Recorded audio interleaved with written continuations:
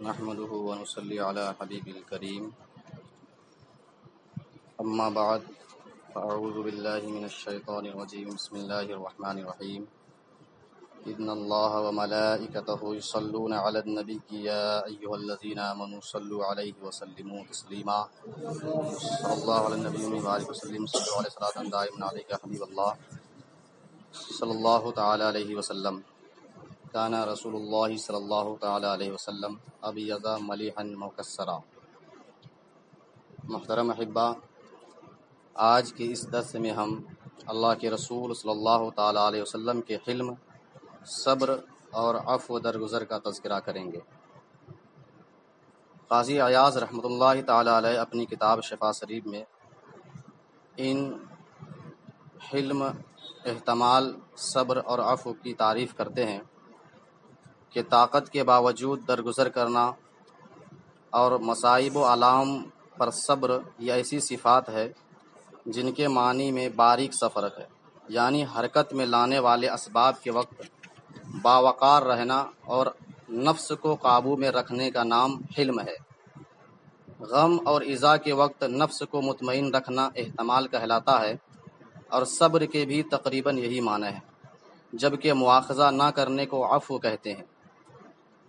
یہ تمام فضائل اور یہ تمام صفات اللہ تبارک و تعالی نے اپنے حبیب صلی اللہ تعالی علیہ وسلم کو پوری فیاضی کے ساتھ دے کر کے اس دنیا میں بھیجا۔ چنانچہ اللہ تبارک و تعالی نے سورۃ الاعراف آیت نمبر 199 میں ارشاد فرمایا، خذ العفو وامر بالعرف واعرض عن الجاہلین، یعنی اے حبیب معاف کرنا اختیار کیجیے اور بھلائی کا حکم دیجیے اور جاہلوں سے منہ پھیر لیجیے، یعنی جاہل اور ناسمجھ لوگ اگر آپ کو برا بھلا کہے تو آپ ان سے الجھیے نہیں، بلکہ وہاں حلم کا مظاہرہ کیجیے۔ چنانچہ اللہ کے رسول صلی اللہ تعالی علیہ وسلم کی زندگی ان تمام صفات سے بھری ہوئی تھی، جن کی ایک مثال میں آپ لوگوں کے سامنے پیش کروں۔ سیرت النبی لابن ہشام صفحہ نمبر 271 اور الاصابہ صفحہ نمبر 412 اور 413 میں یہ واقعہ درج ہے کہ تاجدار رسالت کے شہزادی حضرت زینب رضی اللہ تعالی عنہا کو ان کے شوہر ابو العاص نے غزوہ بدر کے بعد مدینہ منورہ کے لیے روانہ کیا۔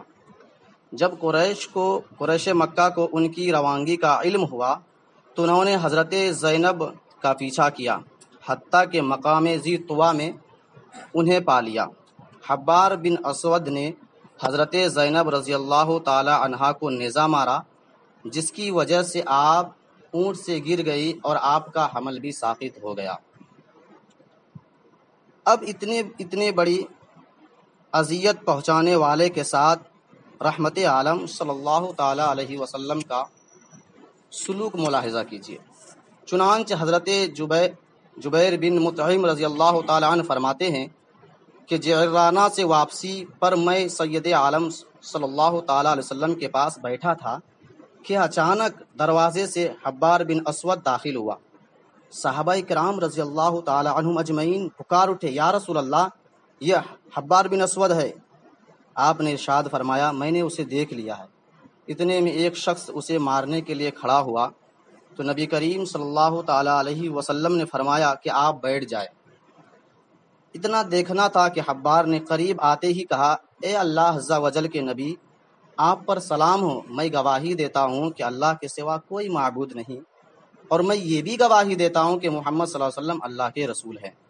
یا رسول اللہ، میں آپ سے بھاگ کر کئی شہروں میں گیا، میں نے سوچا کہ عجم کے ملک میں چلا جاؤں، پھر آپ کی نرم دلی، صلہ رحمی اور دشمنوں سے آپ کا درگزر کرنا یاد آیا۔ اے اللہ کے نبی، ہم مشرک تھے، اللہ نے آپ کے سبب ہمیں ہدایت دی۔ چنانچہ اے اللہ کے نبی صلی اللہ علیہ وسلم، میں اپنے تمام گناہوں کا اقرار کرتا ہوں۔ تو اللہ کے رسول صلی اللہ تعالی علیہ وسلم نے جو فرمایا بڑا ہی اچھا جملہ تھا۔ میرے آقا نبی کریم صلی اللہ علیہ وسلم نے ارشاد فرمایا، جا میں نے تمہیں معاف کر دیا۔ کہا، جا میں نے تمہیں معاف کر دیا۔